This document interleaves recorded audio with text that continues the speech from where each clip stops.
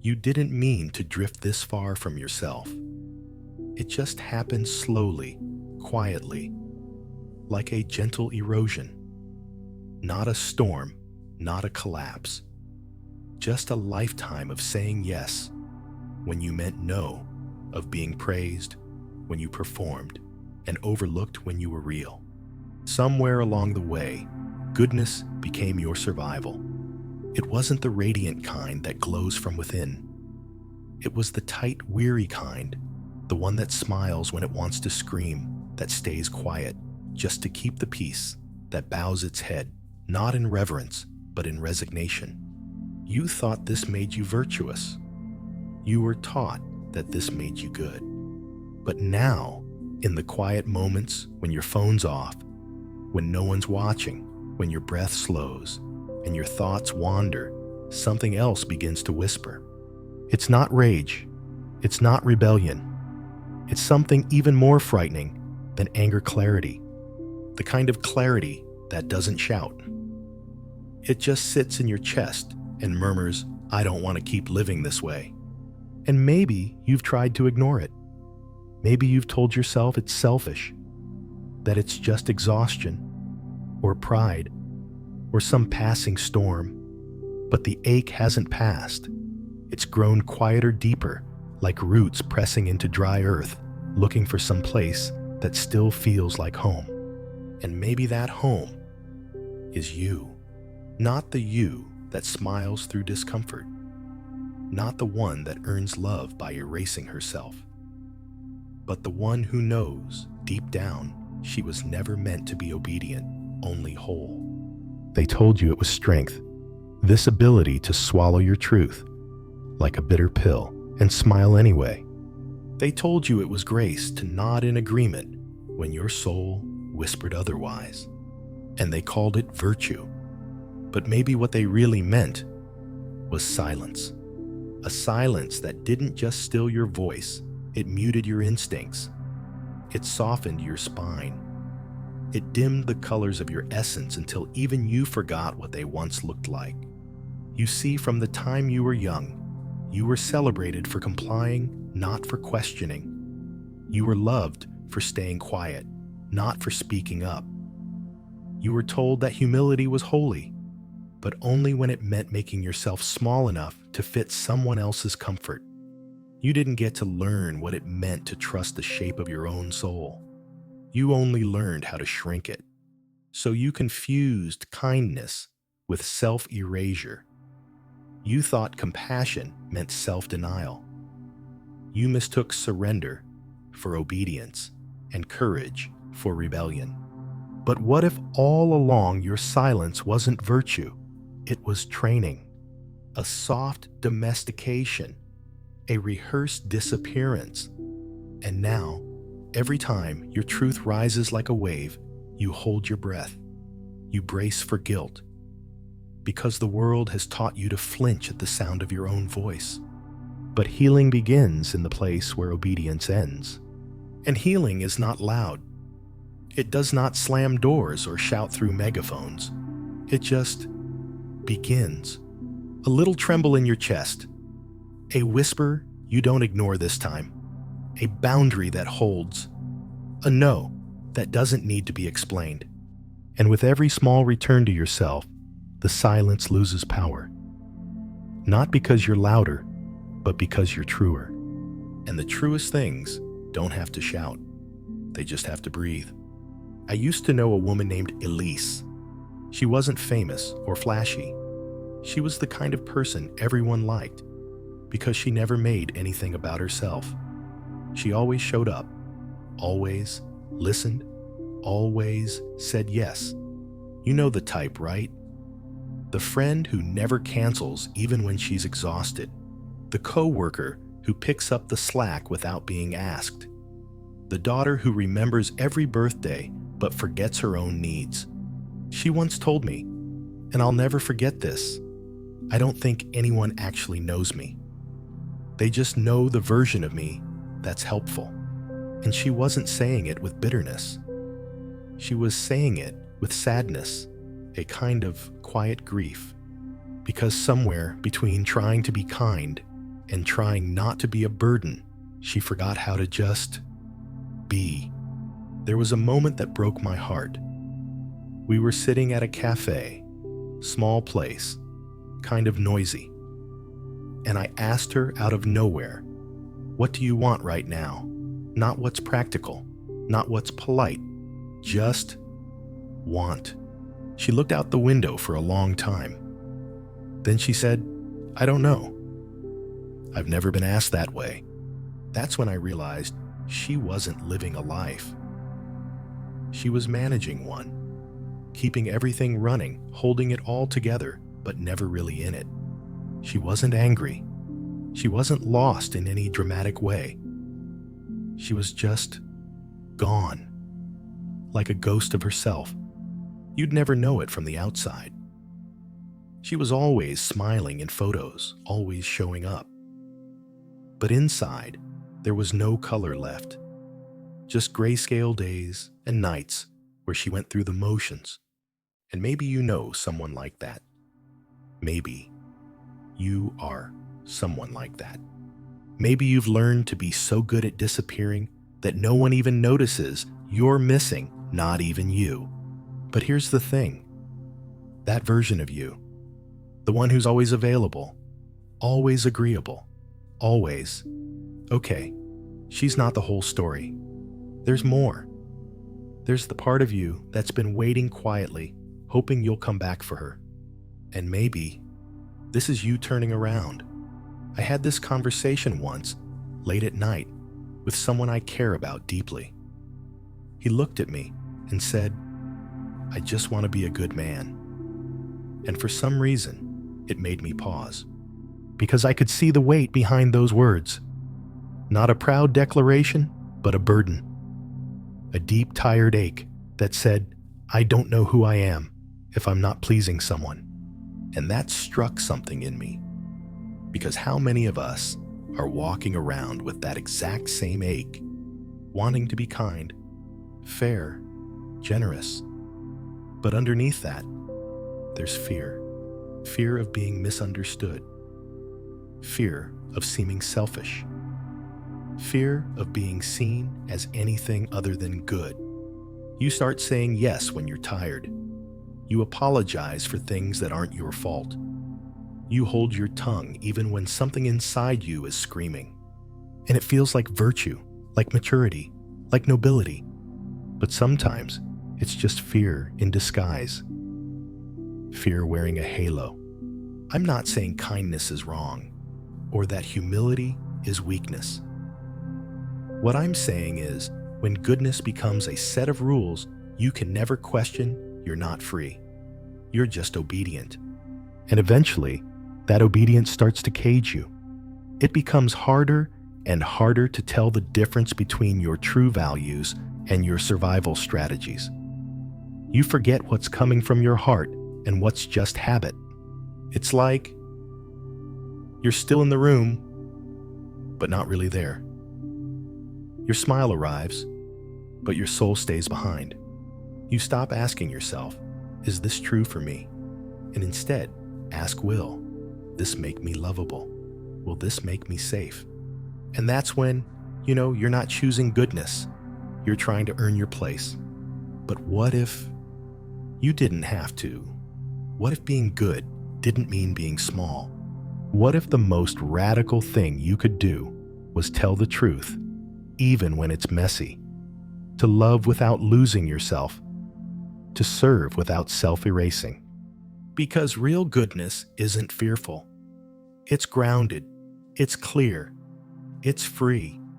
And you were never meant to shrink to fit inside someone else's version of worthy.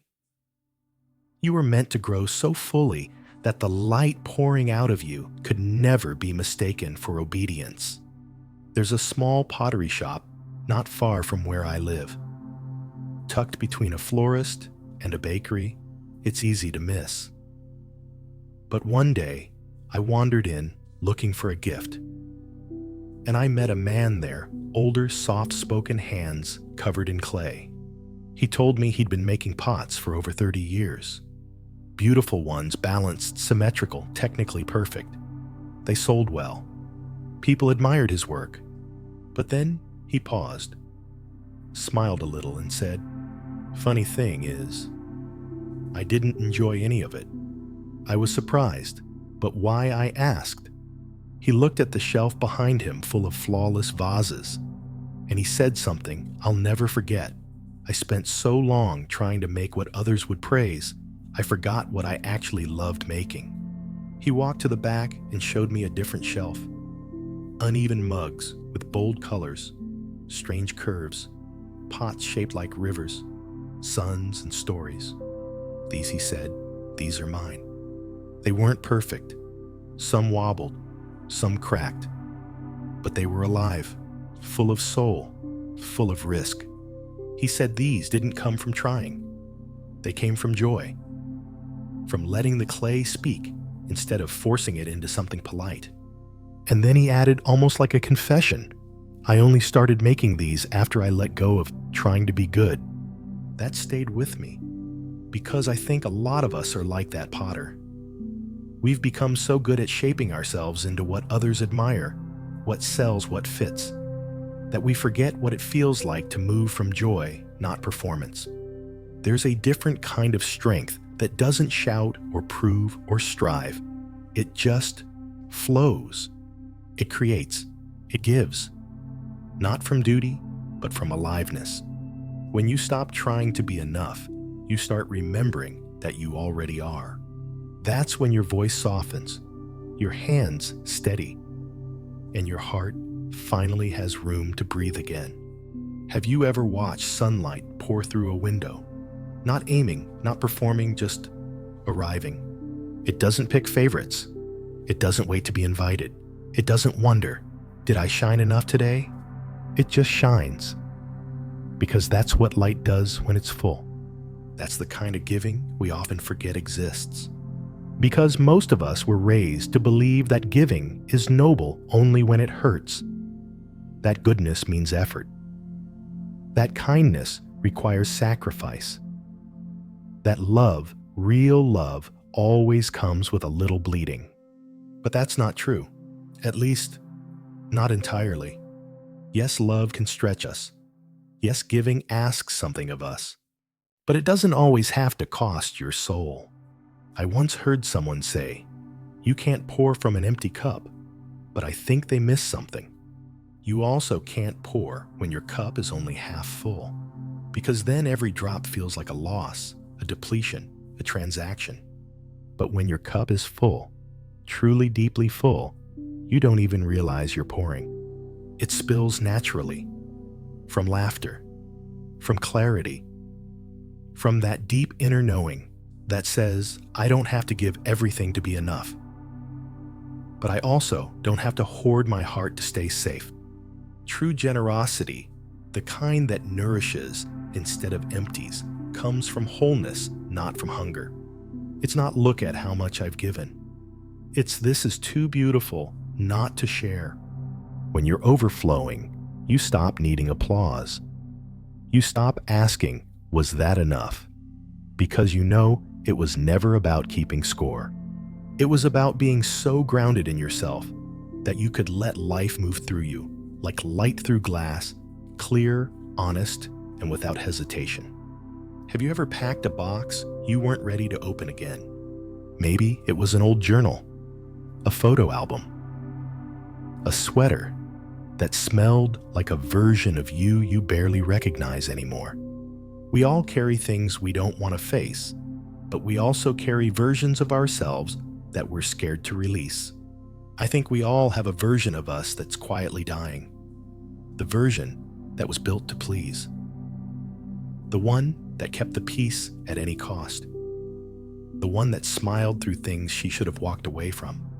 And sometimes the hardest part of healing is realizing that those parts of us were never mistakes. They were necessary. They kept us safe. They got us here. But they were never meant to carry us forever.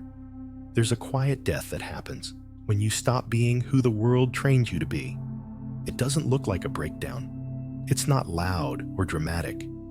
It's the slow unlearning of survival habits that once felt like home but now feel like a cage.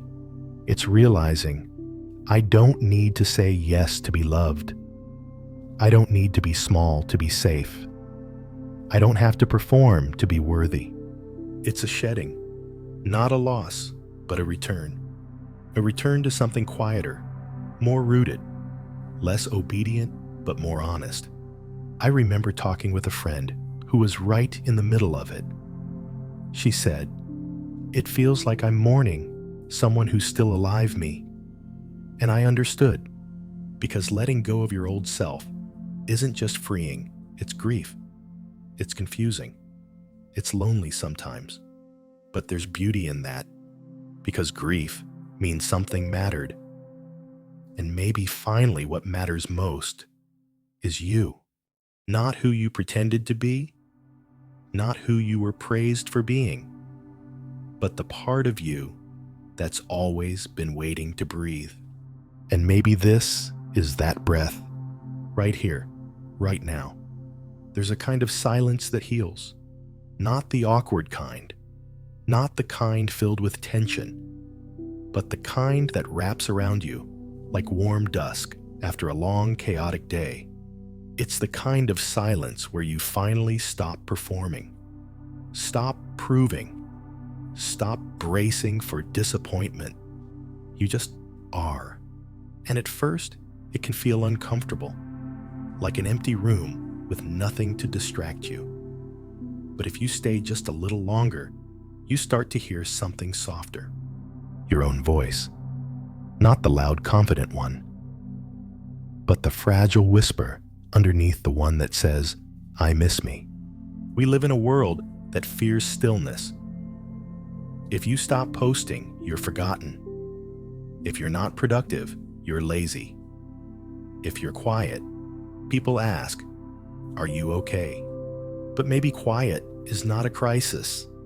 Maybe it's a homecoming. I knew someone who used to take 3 days offline every month. No phone, no people. Just long walks, candles, books, and silence.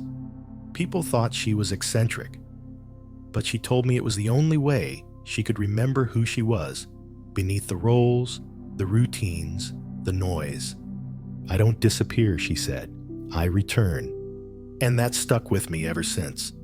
Because sometimes the strongest thing you can do is not show up for the expectations. Sometimes the most radical act is to pause. To stop running, stop explaining, stop trying to be seen, and instead, be still. Let yourself be quiet enough to hear what's been buried. Because in that silence, you don't just rest. You reset, you rebuild, you remember. So if you've been feeling the need to go quiet for a while, to log off, tune out, breathe in, that's not weakness. That's your soul saying it's time to come home. Coming home to yourself is not a grand event. It doesn't always come with fireworks or revelation. Sometimes it looks like saying no without explaining. Sometimes it's the deep breath you take before answering a message and choosing not to. It's small, almost invisible to the outside world. But to you, it feels like returning from a war you didn't realize you were fighting. Because the truth is, you were never broken. You were just busy trying to survive in a world that benefits from your confusion. You've worn masks so long they felt like skin. You've smiled through clenched teeth, nodded while shrinking, loved while slowly disappearing. But the ache you feel, it's not failure. It's the sound of your spirit knocking, asking gently but persistently, "Can I come back now?" And maybe now you're ready, not to fix yourself, not to impress anyone, but to be whole again on your own terms. You don't owe anyone your constant availability. You don't have to explain the shift in your energy. You don't need to justify the boundaries that protect your peace. You are allowed to be soft and powerful, kind and honest, loving and still fiercely committed to your own becoming. And know This path isn't easy, but it's worth everything. Because with each step back toward your truth, you reclaim your voice, your rhythm, your life. So maybe today you let yourself rest without guilt. Say no without fear. Cry without apology. Smile just for yourself, because that's how healing happens. Not in loud declarations, but in quiet, faithful returns to who you were before the world taught you to forget.